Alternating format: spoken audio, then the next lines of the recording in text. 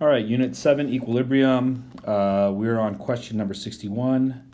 Let's get to that problem. All right, when we look at number 61, you see calcium fluoride that yields 2 fluoride ions, and it's KSP. Then you see hydrofluoric acid, and you're going to see a common ion effect happening with this F minus and that F minus. The dissolution of calcium fluoride is represented by the equilibrium system above. The F minus ion is produced when weak HF dissociates. If sodium calcium fluoride is added to equal volumes of the following solution, in which solution will the most calcium fluoride dissolve? Now, okay, in which of the most calcium fluoride dissolve? That means whoever has the lowest HF. If you have lowest HF, according to Le Chatelier's principle here, you will dissolve the calcium fluoride. It'll go that way, right? If you have low F minus, right? If you have low F minus, who creates the most? Then whoever has the lowest F minus will dissolve the most CAF. Okay. All right. So. Okay. So let's look at our possible choices. A, pure distilled water. Okay. If you use pure distilled water here, pure distilled water is not involved in either of these formulas, right? It's not. So get that out of your head. All right. Second one is an acid. Okay, an acid. Okay, this third one's a base. So let's see what an acid does. If you add an acid here, if you add more H+, guess what the H+ does? If you're adding H+, you will increase this. If you increase that, and you want to be at equilibrium, that H+ is a product. What will happen is your equilibrium will go this way. And then what will happen? To get back to equilibrium, it'll create more HF, and guess what? Your F minus will decrease. If your F minus decrease, we just said this, if your F minus decreases, you will disassociate more and you will create more. The CaF2 will come apart. The correct answer is B. So just remember what you were trying to find. You were trying to find which combination of these two formulas or equations, which combination of these two has the lowest F minus. And it just so happens that if you add an acid there, right? If you add an acid there, this H+, your product side will get heavy, and you will use up all your F minus to create more HF. That's a little bit confusing, but you will lower the level of your F minus if you increase the acid, if you increase the H+. Okay. All right, let's take a look here. Let's look at this. This looks like another equilibrium particle diagram. Look, you have some product here. Now you have 2 products here. Now you have 3, 4, 5 products here. Okay. An equal molar mixture of X and Y is placed inside a rigid container at constant temperature. The particle diagram above represents the change that occur over time. Based on the particle diagram, which of the following best predicts whether or not the system has reached equilibrium by 300 seconds? Well, we can't say we know it achieved equilibrium because it's still changing, okay? So it's not possible to determine that the system has reached equilibrium by 300 seconds because the stoichiometry of the who knows, who cares about stoichiometry? It is not possible to determine that the system has reached equilibrium by 300 seconds because the amounts of X and Y have continued to change. Yes, that is true. The answer is B. Look, equilibrium, it stabilizes, okay? That's what helps us know it's at equilibrium. 63, 1, 2, 3, 4, 1, 2, 3, 4, 5, 6. Ooh, okay, so in time 2, more product is being formed. This is your product here. Okay, a reversible reaction is represented by an equation above. The amounts of the reactants and product at time 1 are shown in the particle diagram on the left. The particle diagram on the right shows the amounts of reactants and products at time 2. Based on the diagrams, what can be inferred about the relative rates of the forward and reverse reactions between time 1 and time 2? Well,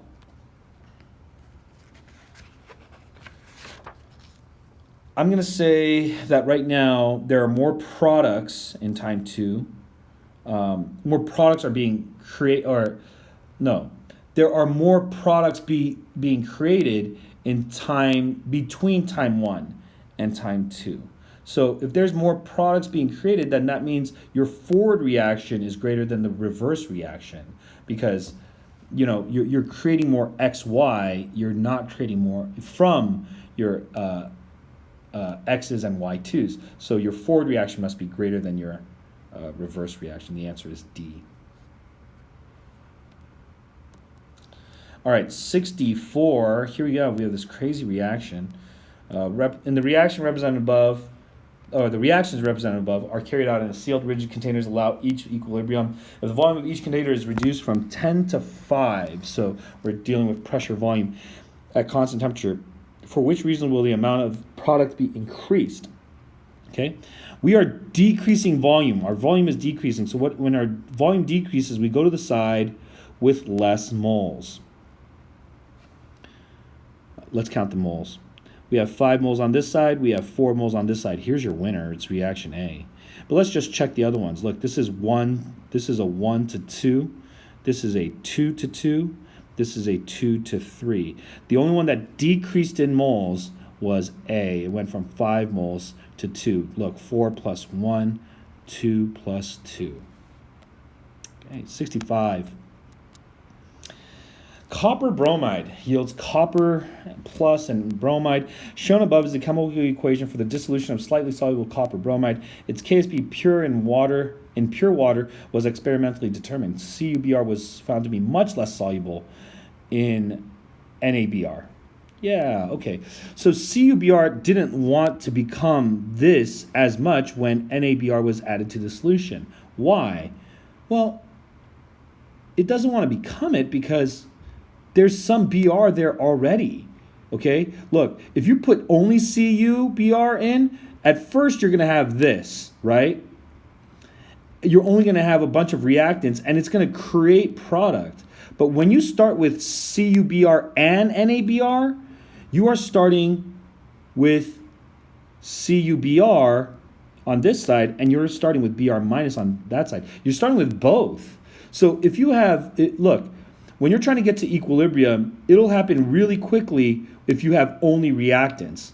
The products will start being created. But if you have reactants and products at the same time, it'll happen much slower. Let me see. The correct answer here, D. The presence of additional Br ions already in the solution means equilibrium will be reached when much less CuBr has dissolved. So it doesn't happen. It doesn't have to happen as quickly.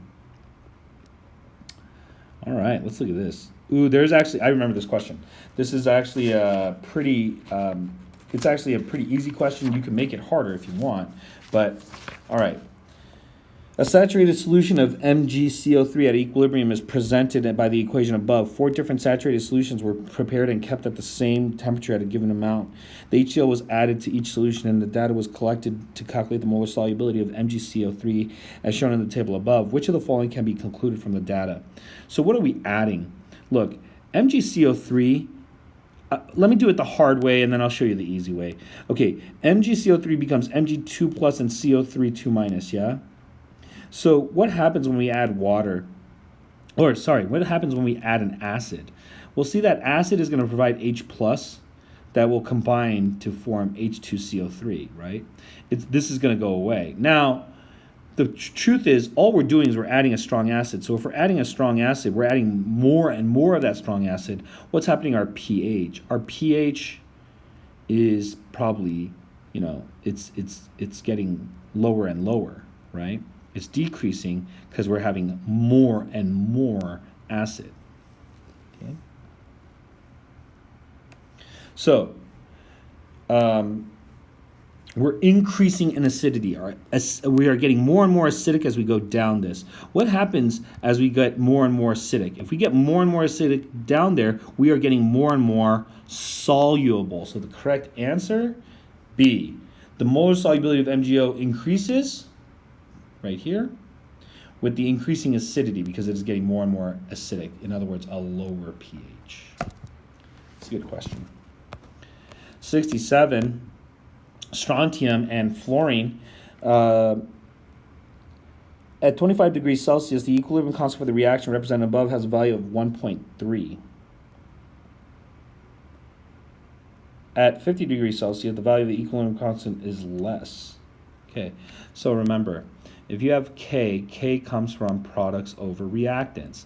So if your equilibrium constant is less than 1.3, you know that you increased in R. Your reactants are more. You got more reactants. So based on this information, which of the following must be correct? Well, okay, what did we do? We changed our heat. We increased heat. So how would an increase in heat give us more reactants? If heat was a product. If heat is a product, then it has to form more reactants to get back to equilibrium. So, therefore, if heat is a product, that means your delta H is negative because it is exothermic. The correct answer? E. Delta H for the reaction is negative. All right, 68. The equilibrium system represented by the equation above initially contains equal concentrations of dichromate and chromate. Which of the following statements correctly predicts the result of adding a sample of 6 molar OH minus? You know what? Okay, who cares about the Na? The Na is a spectator, it goes away. But you're adding a whole lot of OH minus, and you know what OH minus is going to react with? It's going to react with that to neutralize it and make it water. Okay, the OH minus always reacts with the H plus. So what's going to happen? You're going to have that. Adding all of this OH minus will take away the H plus and make it water. So, all right, that right side all of a sudden feels super light on the seesaw. So it's going to create more of that and move towards the products. So what color is it going to, if it's going towards the products, that means it's going to become yellow. The mixture will become yellow. B, okay, it has to be B or C. The mixture will become more yellow because OH minus will reduce their CR in the, what? No, the answer is C. I don't even know what B is saying. What the heck? All right, 68. All right, 69. Here we go. 69. The figure above, okay, I don't actually believe this. I don't know if this is true, but I want to find out. Okay, the figure above shows 2 closed containers. Each contains the same volume of acetone in equilibrium with its vapor at the same temperature. The vapor pressure of acetone is... Okay, they say that the answer is E. They say it's the same in both containers because the temperature is the same, which I believe. But I gotta believe that this has more vapor pressure or less vapor pressure just based on surface area, right? I don't know. I don't know the answer to this, but I guess not. So I guess that what they're probably trying to test is, do you know that temperature or vapor pressure is dependent upon temperature? I guess that's what they're trying to get, but I got to think that surface area does something. I don't know. 70. Okay, this one's a little bit confusing, and all right. Look, your AG. A 1 liter solution of AgNO3 and PNO3 has Ag plus concentration of 0.02, so 0.02 molar, and Pb concentration of 0.001, and a mole concentration and a 0.001 mole sample of potassium sulfate as well. Remember, potassium is a spectator; it goes away. You just have SO4 2 minus is added to the solution. Based on the information in the table above, which of the following will occur? Okay, so now this one, the PbSO4 has a smaller KSP, meaning this has more reactant than product compared to AgSO4. Now, if I find the solubility of both of them, let's find the solubility of the Ag. I'll do it. The solubility of the Ag is 1 times 10 to the negative 5 is equal to x squared. Or no, not even that.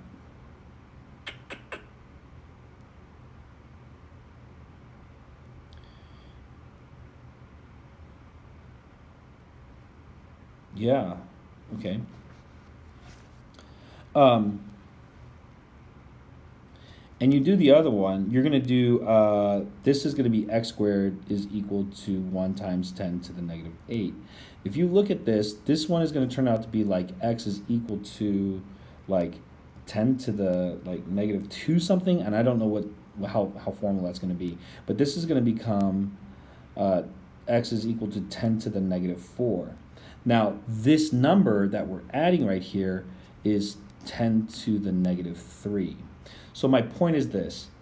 If your AG is 10 to the negative 2 and your PB is 10 to the negative 4, you don't have enough to stress AG out.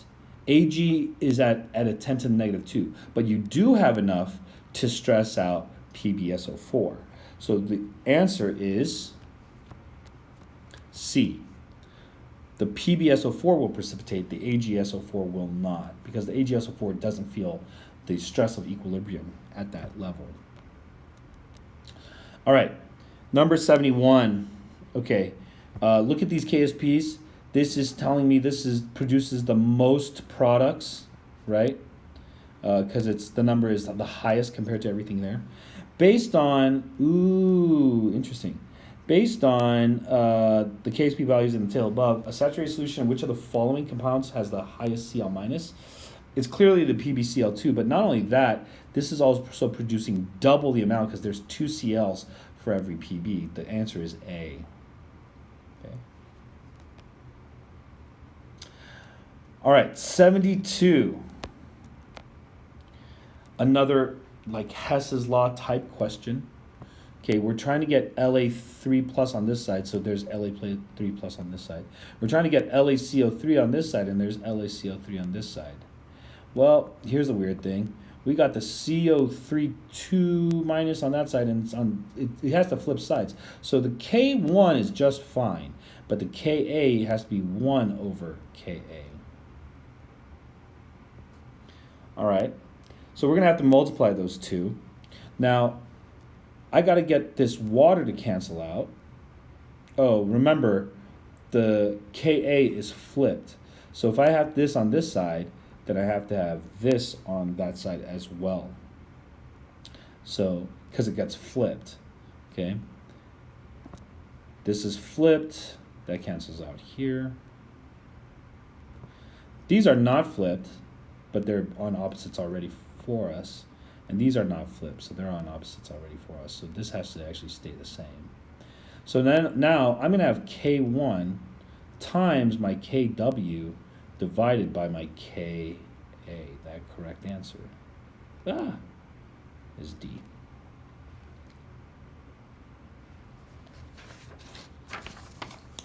All right, let's take a look at the next one. You have methanol and ethanol. And they have pretty similar boiling points. They're both gases. So I guess you get a little bit more of London dispersion going on with the ethanol, but wait, why is that? Okay. So equimolar samples of methanol and ethanol are placed in a separate, previously evacuated rigid 2.0 liter vessel. Each vessel is attached to a pressure gauge, and the temperature are kept at 300 Kelvin. In both vessels, liquid is observed to remain present at the bottom of the container at all times. The change in pressure inside the vessel containing that is shown below. What's the Kp of this? Okay, Kp, so we're talking about this CH3OH liquid becoming CH3OH gas. And if that becomes so what's the K of this? Well, it's just the CH3OH gas because the liquid doesn't play. So what's the K? It's just the pressure of the gas, which is close to B. It's almost 0.2, it's 0.196, very close. Okay, 74. The value of Kb for PbCl is that. What's the lowest concentration of Cl minus that would be needed to precipitate PbCl2 and a 0.1 molar PbNO3? Okay. Um, your KSP is going to be equal to the concentration of your PB 2 plus times the concentration of 2Cl minus. Now, your KSP is 1.6 times 10 to the negative 5 is equal to 0.010. And this is going to be 4x squared. Remember, you have to double this coefficient of 2, or that subscript of 2, this coefficient of 2, not only becomes the exponent, it also doubles the value. So, oh, you know what? It's not 4, it's 2 here, so I don't want to get that confused. Okay, now let me tell you why, because this is a 2Cl and we are not coming from the same source. You have some PB that was given to you from the NO3 as well. Okay, all right.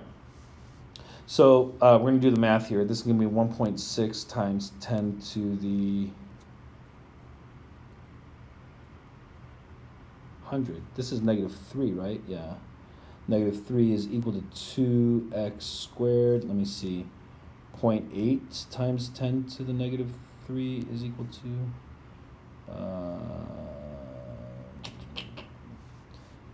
x squared. So then I simplified that. Is that correct? No, wait. Okay. Sorry. This was a 4x squared. I left that out. Okay, now I got to divide by 4. And when I divide by 4, look, my x answer becomes 2 times 10 to the negative 2. So this is my number for x, which is here in my PB. But my Cl minus is double that because it has a 2 subscript here. So my Cl minus is 4 times 10 to the negative 2. You have to double it because there's 2 Cl's for every PB. The correct answer there, E. Yeah. All right. Number 75. Okay. All right, a cylinder with a movable piston is completely filled with a small amount of 100 millimoles of liquid water at a pressure of 1.0 atm and a temperature of 80 degrees Celsius. All the air in the cylinder is excluded. The cylinder is placed in a water bath held at 80 degrees Celsius. The piston is slowly moved to expand the volume of the cylinder to 20 liters as the pressure inside the cylinder is monitored. A plot of the pressure versus volume for the system is shown in the figure above. Which of the following statements most closely indicates, with justification, the region of the curve where the equilibrium represented below occurs? Where is the equilibrium happening? Well, okay, remember, your volume is increasing, and when your volume increases, your pressure decreases. Where is that not happening? Like, where are we not worried about it? The answer is B. Region B, because the pressure inside the cylinder is equal to the vapor pressure of the water when both liquids and gas phases are present. See, above here where it's starting to like curve again is when it's showing it's like starting to be stressed and you're forcing it to lower pressure because you're opening it by the piston. You are no longer at equilibrium. All right, let's move to 76.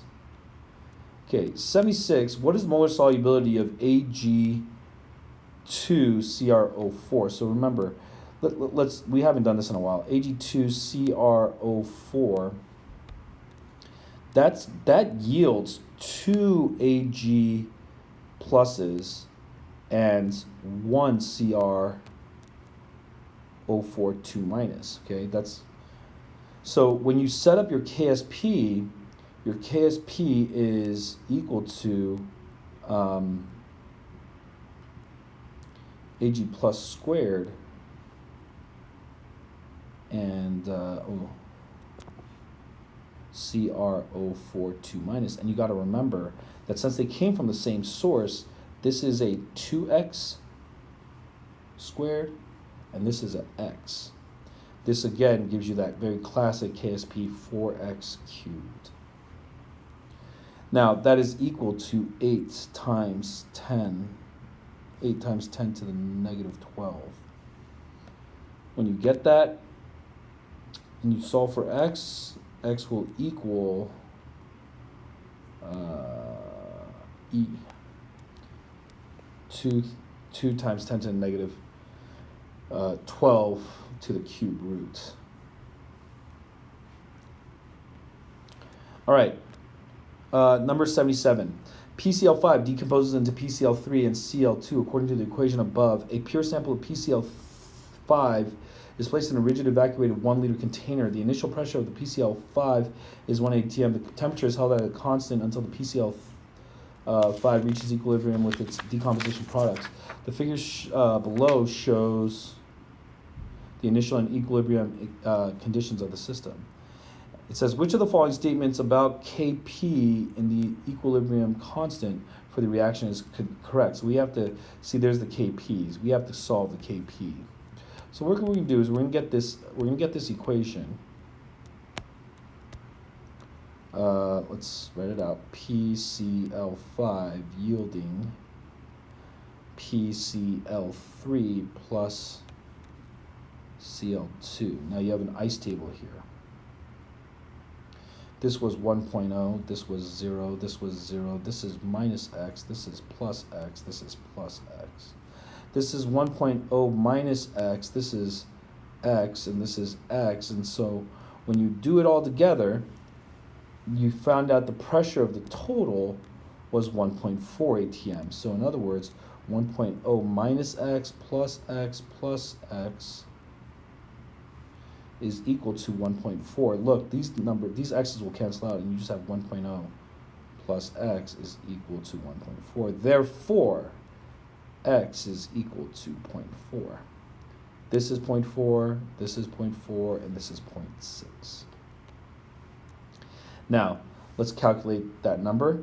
If you do your products over reactants, you have 0.4 times 0.4 over 0.6. You don't actually need to calculate this out. Like, this becomes 0.16 over 0.6, and we don't actually need to know that number, but do you realize that this number is less than 1, yeah? So your K is less than 1. If your K is less than 1, well, actually you don't need to know anything about it. That's all it's asking. The answer is B. K is less than 1.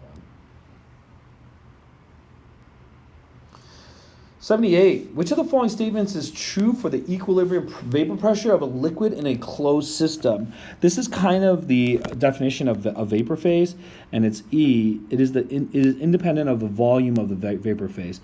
Look, they didn't ask you a whole, like, this is the only question about a vapor phase, so I wouldn't worry about it too much. But how much volume of the vapor you have, it does not change the equilibrium vapor pressure. All right, number 79. Last one. We have 4 moles of each of those in a 1 liter vessel and react according to the equation above. 6 moles is produced. So let's set up our ice table. We have X, we have Y, we have 2 Z's. This is going to go, you had 4 moles of this, or 4 of these, and then you have 0 of these. This is going to go down by x, this is going to go down by x, but this is going to go up by x. Now, if you have 6 molar of this at the end, then that means that one, this is going up by 2x, sorry. That means this is 1 and 1, because that means x, 2x is equal to 6, that means x is equal to 3. What is the value of the equilibrium constant, Kc? Kc then is equal to 6 squared over 1. And that is 36. The correct answer, E, 36.